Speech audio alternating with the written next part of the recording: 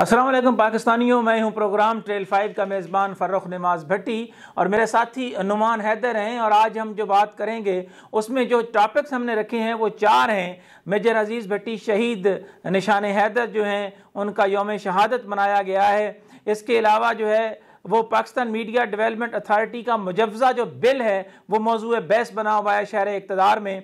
Election commission of Pakistan और opposition और हुकूमत आपस में किस तरह जो है वो बयानबाजियाँ जो है वो जारी हैं। अफगानिस्तान इशू पर इंटेलिजेंस शेयरिंग के हवाले से खित्ते के जो बदलता हुआ सियासी मंजरनामा है उस पर भी हम बात करेंगे। सबसे पहले मेजर अजीज़ भट्टी शहीद के हवाले से हम बात करना चाहेंगे। जी नुमान हैदर, क्या कहेंगे इस हवाले से? आप देखें, आप जब पाकिस्तान बना तो आप जानते हैं कि जब हमें आज़ादी मिली तो उस वक्त हिंदुस्तान की कोशिश थी कि इर्द गिर्द की जितनी रियासतें हैं वो सारी की सारी हड़प कर ली जाएं।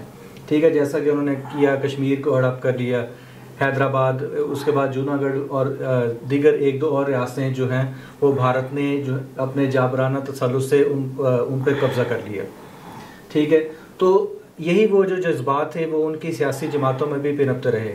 ठीक है, और उनकी जो इस्टेब्लिशमेंट है और जो वहाँ एक मखसूस जो एक जहनीत थी, ठीक है, जो इंतहा पसंदी की कायल थी कि पाकिस्तान जो है वो कैसे हमसे अलहदा हो गया। ठीक है, उस हवाले से उन्होंने अटैम्प्ट्स की बहुत ज़्यादा। ठीक है, और 65 में पाकिस्तान ने उसका जिस अंदाज में रद्द अमल दिया उसमें मेजर राजा अजीज़ भट्टी शहीद का बहुत अहम किरदार रहा। ठीक है, क्योंकि आप देखें कि लाहौर की तरफ जो उन्होंने हिंदुस्तान की जानिब से जो पेशकदमी थी, जो बड़ी पेशकदमी थी, उसको उस हवाले से जो है उन्होंने जिस तरह उस पेशकदमी को रोका है, यकीनी तौर पर पाकिस्तान की 22 करोड़ कौम को अपने उस बहादुर सपूत पर जो है वो फ़ख्र है। और आइंदा भी इस धरती माँ के लिए इसी तरह हमारे जवान जो हैं वो शहादतों की दास्तानें जो हैं वो रकम करते रहेंगे। अब हम आ जाते हैं पाकिस्तान मीडिया डेवलपमेंट अथॉरिटी के मुजव्वज़ा बिल के हवाले से, जिस पर हमने बात की। और उस हवाले से ये जो मुजव्वज़ा बिल है ये तो मुजव्वज़ा ही अभी रहा है, इसका कोई ये कहें कि जिस पर राउंड टेबल डिस्कशन है वो नहीं हो सकी। पार्लियामेंट के बहर भी जो है वो सहाफ़ियों को फिर जो है वो एक दफ़ा कारीगर जो हैं वो इस्तेमाल करने पर ना सिर्फ तुल गए हैं बल्कि मैं तो कहूँगा कि मीडिया मालकान कामयाब हुए हैं। थोड़ा सा अगर हम देखें तो जो जितने नए कवानीन आ रहे हैं, ठीक है, जैसे हुकूमत जो है वो इलेक्शन का जो प्रोसेस है उसको भी जो डिजिटलाइज करना चाहती है, बेहतर करना चाहती है, जदीद करना चाहती है, जबकि जो अपोजिशन है वो उसी पुराने कुलिये पे। आप देखें कि दुनिया में तब्दीलियां आ रही हैं। ठीक है, टेक्नोलॉजी जो है वो रिप्लेस हो रही है, नए से नए जो है वो तरीके दुनिया में इस्तेमाल किए जा रहे हैं। ठीक है, तो इनकी हमें तमाम शोबों में ज़रूरत है। अब मीडिया लॉज के हवाले से आपके पास या तो सोशल मीडिया के हवाले से जो वो साइबर क्राइम के कुछ लॉज हैं, ठीक है, उसके बाद से बहुत सारी डेवलपमेंट हुई है। आप देखें कि जो लास्ट टाइम जो हमारे जो डिजिटल मीडिया लॉज जो बने वो तकरीबन 2003 में बने, तो 17-18 साल के अरसे में कुछ बहुत सारी नई ऑब्जर्वेशंस आई। ठीक है, हम सोशल मीडिया के दौर में पहली दफ़ा गुजर रहे हैं। कौन सा पहला इसे जो है ना वो। लेकिन नुमान हैदर, मुझे थोड़ा सा ये बताइएगा, बड़ी इंपॉर्टेंट बात है और ये मैं बराह रास्त जो है वो हुकूमत वक्त से भी करना चाहूँगा, फवाद चौधरी से भी ये कहूँगा कि जनाब ये हमें ज़रा लॉजिक तो बता दें, आप ही बता दें कि जनाब एक तरफ आप कहते हैं कि हम कारकुनों के भी साथ हैं और हम मीडिया मालकान के हवाले से आपका ये कहना है कि क्योंकि ये मुजव्वज़ा बिल जो है वो उनके खिलाफ है। तो नुमान हैदर साहब ये 40 सफ़ात पर मुश्तमिल, मैं आज बड़ा गौर से देख रहा था कि किस तरह पूरी कंपेन जो है वो लॉन्च की गई और उसमें बार बार जो है वो वज़ीर आज़म इमरान खान के पुराने क्लिप्स जो हैं वो दिखाए गए और किसी और ने नहीं। सबसे ज़्यादा जो है इसमें माजी की तरह जो है वो मीर शकील उर रहमान, जो जिस तरह हमने पहले भी कहा था कि वो उसमें नहीं, ये इसमें जो 40 सफ़ात वाली बात है नुमान हैदर, ये ज़रूर बताना बड़ा ज़रूरी है। ये हुकूमत के लिए भी सवाल है कि 40 सफ़ात पर मुश्तमिल ख़ुसूसी सप्लीमेंट जो है वो जारी हुआ और creative junction time and space जो है वो एडवर्टाइजिंग एजेंसी इसके हवाले से ये जो मीडिया है वो दिया गया और ये सिर्फ 2 अखबारात को दिया गया, दो बड़े जो जिसको ये कहें कि मीडिया मालकान है, एक डॉन है, एक जंग ग्रुप है। असल में मैं एक चीज़ जो है ना वो समझता हूँ कि मौजूदा इंटरनेशनली पाकिस्तान को जिस तरह के मसाइल का सामना है, ठीक है, पाकिस्तान तहरीक इंसाफ को इस तरह की चीज़ों में नहीं पड़ना चाहिए था। ठीक है, आप इसकी जो टाइमिंग है कुछ और रख लेते, इसको मज़ीद आगे 6 महीने साल डिले कर जाते। ठीक है, इसी तरह आपने जो इलेक्शन के हवाले से आपने चीज़ें हतमी फ़ैसला आपने कर रखी हैं, आप किसी की बात सुनने को तैयार नहीं।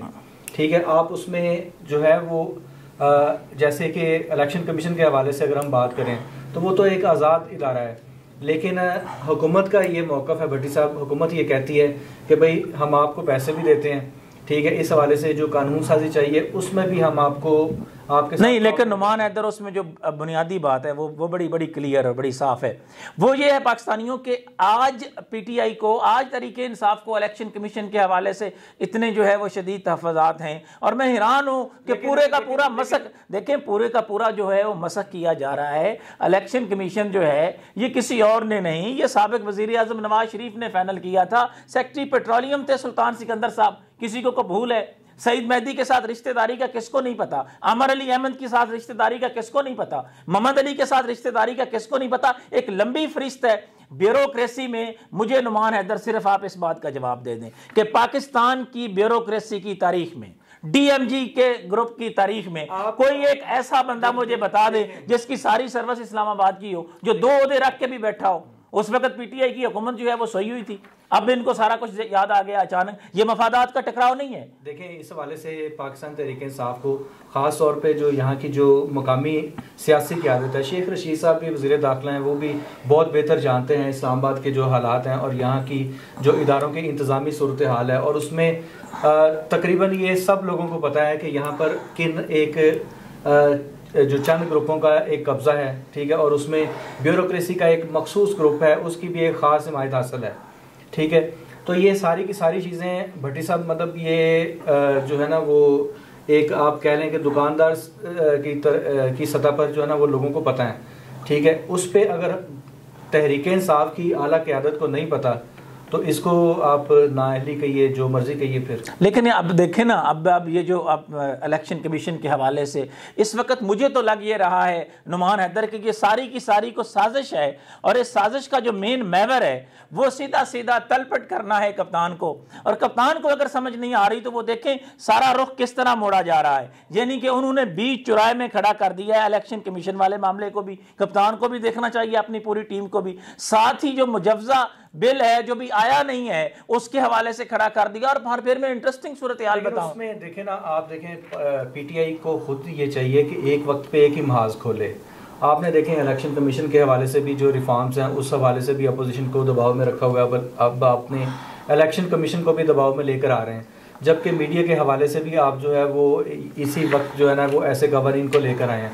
जबकि दूसरी जानिब अगर हम बैनुल अक़वामी सूरत हाल देखें पाकिस्तान की, तो एक रोज़ कबल एक इंतहाई अहम सतह का इजलास हुआ है इंटेलिजेंस इदारों का, जिसमें रशियंस, चाइनीज़, ईरानी, मतलब है आप ये समझ रहे हैं कि खित्ते के नए ब्लॉक की जिसको डीडीजी ISI जनरल फैज़ हमीद ने जिसको जो है वो चेयर किया है, और उस हवाले से अफगानिस्तान की जो सूरत हाल है, अफगानिस्तान के हवाले से आप इसको ओपनली कहें या इसको क्लोजली कहें, ठीक है, मैं भट्टी साहब ये समझता हूँ कि अफगानिस्तान में तालिबान की हुकूमत के आने का और किसी को फ़ायदा हुआ है या नहीं, पाकिस्तान को ज़रूर हुआ है। देखें, इंडिया की जो ट्रेड है वो हमारे से डबल रही है अफ़गानिस्तान के साथ जब तक अफ़गान हुकूमत रही है। या आप ये देखें कि वहाँ पे जालसाजी के ज़रिए से एक मसनूई जो है इदारों का स्ट्रक्चर खड़ा किया गया, ठीक है। अब वो 3 लाख फौज भी गई, वो सारे दौड़ भी गए, 20 साल बाद आज जो है उन्हें पता चल रहा है कि जी वो गलती है। सऊदी इंटेलिजेंस की जो रिपोर्ट है वो भी आई है। ये लोग अगर इतने ही सिंसियर थे तो वहाँ पर कोई इंडस्ट्री लगाते, वहाँ पर कुछ जो है वो इस तरह का ये काम करते। वो तो उन्होंने कभी पाकिस्तान में भी नहीं लगाई। कोई बड़ा प्रोजेक्ट हो आज तक जो अमेरिका ने जो है वो लगाया हो, यूरोपीय यूनियन ने लगाया हो, वो अपनी जगह पर मौजूद है। लेकिन इसमें जो एक और बड़ी मुस्बत बात की है पाकिस्तान ने आज के हवाले से जब हम बात करते हैं तो इसमें शाह महमूद कुरैशी और शेरी मिजारी और इसमें एक जो पूरी रिपोर्ट दी है दुनिया के सामने, भारत का वो चेहरा दिखाया है कि किस तरह कीमियाई हथियारों का वो इस्तेमाल कर रहा है, कितने कश्मीरियों को शहीद किया जा रहा है। और उसमें सैयद अली गिलानी को ट्रिब्यूट करते हुए जो है वो यूरोपीय यूनियन को कहा गया है कि आपका दौरा में आ रहा है। आप देखें ना, 3-4 दिन पहले हिंदुस्तान में भी जो है वो CIA, MI6 और इस तरह दुनिया रशियन के जो सिक्योरिटी डिपार्टमेंट है उन लोगों ने मुलाकात की है, ठीक है, इसका मतलब यह है कि अफ़गानिस्तान में जो भी सूरत हाल इस वक्त बन रही है उसमें हिंदुस्तान को अच्छा खासा नुकसान हुआ है। और दूसरे नंबर पर तालिबान के हुकूमत में आने की वजह से जो हिंदुस्तान में जो एक तनाव का माहौल है, वो ये समझ रहे हैं कि इसके बाद जो है वो टारगेट किए जाएंगे। लेकिन नुमान हैदर इसमें बड़ी अहम बात है कि अंदरूनी ख़ास तौर पर पाकिस्तान के जो अंदरूनी मामलात हैं उस हवाले से जिस तरह चीज़ें जो हैं वो टाइट होती जा रही हैं, थोड़ा सा दबाव में रखा जा रहा है। यानी अजीब इत्तेफाक है कि एक तरफ जो है वो वफाकी वज़ीर इत्तलात के खिलाफ जो है वो बाकायदा कंपेन लॉन्च होती है और वहीं हुकूमत जो है वो 40 सफ़हात पर मुश्तमिल जो है वो इश्तिहारात जारी करती है, किसी और को नहीं, इन्हीं दो मीडिया के जो मालकान हैं उस हवाले से। और यहाँ नुमान हैदर मैं ये भी सवाल करना चाहूँगा, चूँकि हमने भी जब बात आई तो जी मुझे बहुत सारे दोस्तों ने कहा जी आप बता दें आपका क्या मौक़िफ़ है, आप भी जो है वो Pakistan federal union of journalist हकीकी को रिप्रेजेंट कर रहे हैं, तो आपका क्या मौक़िफ़ है। तो मैंने उस वक़्त भी कहा था, मैंने कहा जी हमारा जो है सीधा सीधा मौक़िफ़ है, हम कारकुन सहाफ़ियों के साथ हैं, हम किसी मालिक के साथ नहीं हैं, हम मीडिया मालकान के एजेंडों को जो है वो सर्व करने के लिए नहीं बैठे हुए, हम नारों को नहीं बेचेंगे नुमान हैदर, हम ये भी नहीं करेंगे कि हुकूमत के तफैलिए बन के जो है वो प्रेस कॉन्फ्रेंसें करके उसको सिर्फ सरकारी टीवी दिखाए। हम वो बात कर रहे हैं जो आम कारकुनों की है। नुमान हैदर, मैं बड़े दुख के साथ यहाँ आपके साथ ये कहना चाहूँगा कि मुजव्जा बिल ने तो अभी आना है। जो लोग जो हैं वो तनख्वाहें न मिलने की वजह से जो है जिनके चूल्हे बंद हो चुके हैं, जो लोग जो हैं वो निकाले जा चुके हैं, तो मैं सबसे पहले तो जनाब मीडिया सेठ मीर शकील और रहमान को कहूँगा कि भाई आप मेहरबानी करें, गुज़श्ता 3-4 साल के दौरान जो लोग आपने जियो से निकाले हैं, मैं डॉन वालों से कहूँगा कि जो तनख्वाहें आपने कट की हैं उनको फौरी तौर पर जो है वो बहाल किया जाए, नंबर 1। नंबर 2, नुमान हैदर साहब जितने पैसे और जितना माल उठाया गया है, मैं मुबैना तौर पर नहीं, मैं बराह रास्त कह रहा हूं कि भाई जलसे और ये सारे मामलात ऐसे नहीं होते, हवा में नहीं होते। ये तय कर लें जितने भी इधर कारीगर हैं कि भाई आप सियासी जमातों के अलाकार हैं। आपका मतलब ये है कि इनको कोई सियासी जमात, बिल्कुल जनाब, देखें आप टाइमिंग देखें, एक तरफ इलेक्शन कमीशन है, दूसरी तरफ जो है इन्होंने कहा जी कि हम पीडीएम का जो है वो पूरे का पूरी क़यादत वहाँ पर बैठी हुई है, शायद खान अब्बासी जो है वो खिताब कर रहा है। आज इन्हें मीडिया की आज़ादी जो है वो बड़ी ख़तरे में नज़र आ रही है। मीडिया लॉज के हवाले से मैं मरियम औरंगज़ेब से ये सवाल करना चाहूँगा, जब आप जो है वो अनोशा रहमान के साथ मिलकर जो है वो साइबर क्राइम के हवाले से और दीगर जो बिल ला रहे थे, उस वक्त आपकी आज़ादी कहाँ थी? जब इसी जंग अखबार को जनाब साबिक वज़ीर आज़म नवाज शरीफ ने 2 सफ़ात पर कर दिया था, उस वक्त आज़ादी सहाफ़त कहाँ थी? जब नजम सेठी जो हैं, जो आपके साबिक वज़ीर आला भी रह चुके हैं पंजाब के निगरान और नवाज शरीफ के गुण गाते नहीं थकते, जब इंटेलिजेंस ब्यूरो के जरिए नजम सेठी को जो चिथरौल पढ़वाई नवाज शरीफ ने, उस वक्त भी भाई मैं तो हैरान हूं कि सारे का सारा सियासी एजेंडा फॉलो हो रहा है। आप देखें, आप बिल्कुल ठीक कह रहे हैं, ठीक है, लेकिन जो इस वक्त जो हुकूमत का इस वक्त जो स्टांस है ना भट्टी साहब, वो इंतहाई जेन्युइन है, ठीक है। मतलब इसका मतलब हरगिज़ ये नहीं है कि इस नैरेटिव में हुकूमत को सपोर्ट करना है।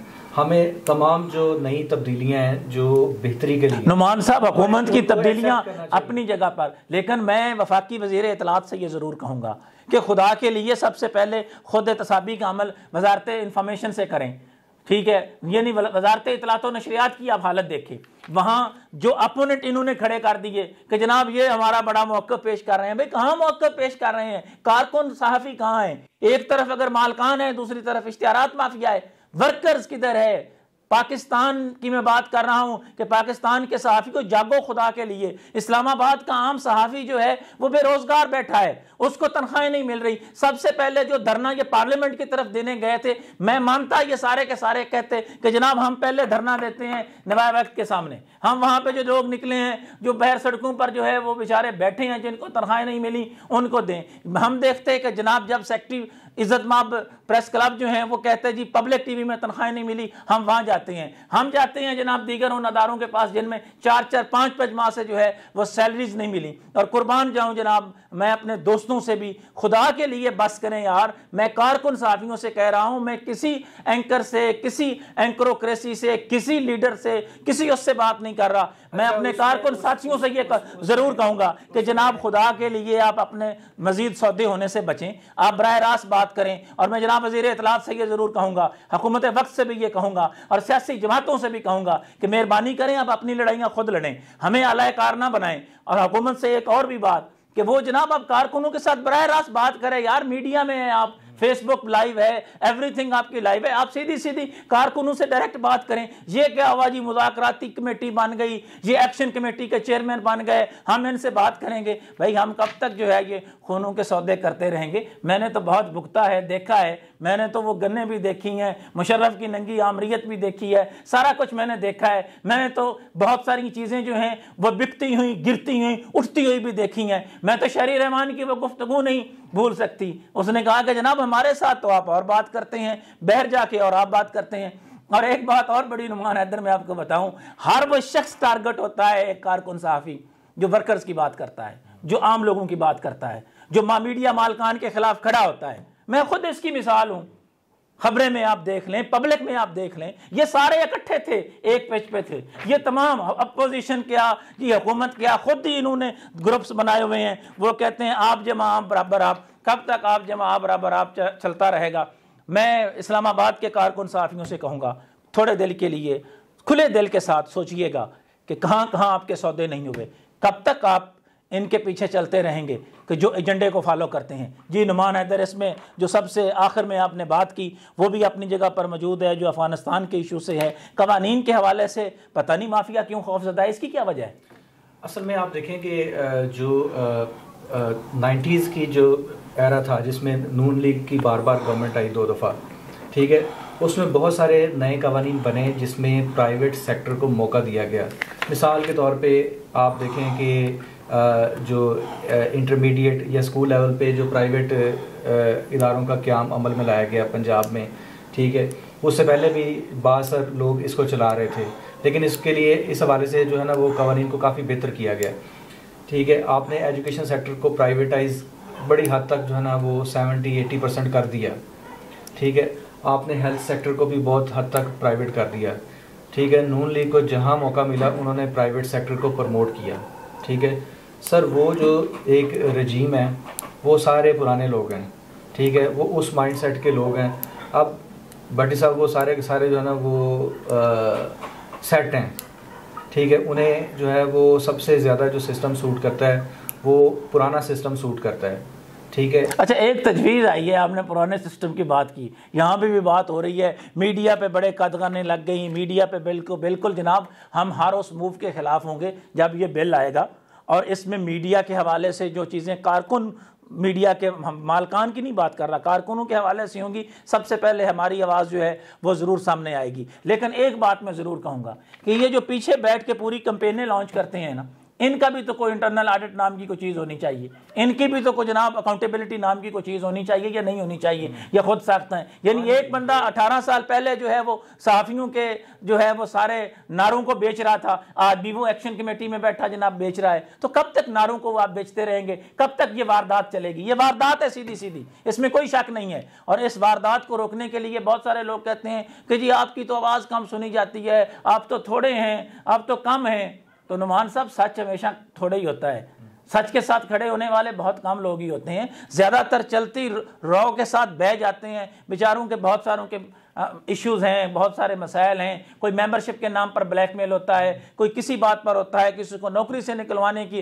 के हवाले से कहा जाता है, किसी को किसी और हवाले से कहा जाता है। खुद साख्ता, खुद पॉकेट्स जो चीज़ें बनाई हुई हैं वो उनको सपोर्ट करते हैं। बहरहाल ये वो बुनियादी इश्यूज़ थे जिन पर हमने बात की है नुमान हैदर, और इस पर जो है वो मज़ीद भी हम बात करते रहेंगे। इन्हीं थोड़ा सा एक जो है ना वो इस पे डिस्कस कर लीजिए, इस पे नुमान काम इलेक्शन कमीशन के हवाले से हम इलेक्शन बात करते हैं, ठीक है। अब इस मौजूदा जो सूरत हाल है उसमें आप देखें कि इलेक्शन कमीशन के रूल्स मौजूद हैं, ठीक है। ये जो वफाकी वज़रा और जो कुछ पार्लियामेंटेरियंस वो जो इलेक्शन कमीशन के खिलाफ बहुत ज़्यादा जो है ना वो मुहाज़राई वो नहीं करनी चाहिए। इसको पार्लियामेंट के अंदर बैठ के चीज़ों को सुलह सफाई से बेहतर करने की ज़रूरत है। कंसेंसस के साथ ये इलेक्शन होता है, ये कोई मार्शल लॉ नहीं है कि वन साइडेड कोई एक पार्टी कह देगी वो सब कुछ हो जाएगा। दोबारा कंसेंसस की हम बात कहेंगे कि आप पार्लियामेंट में बैठें, कंसेंसस करें, अदारों को साथ लेकर चलें, तभी ये मुल्क जो है वो आगे की तरफ जाएगा। इन्हीं ख्यालात के इज़हार के साथ प्रोग्राम ट्रेल 5 के मेज़बान फ़र्रुख नवाज़ भट्टी और नुमान हैदर को कुफा मिजाज शहर इक़्तिदार से इजाज़त दीजिए। अल्लाह हाफ़िज़।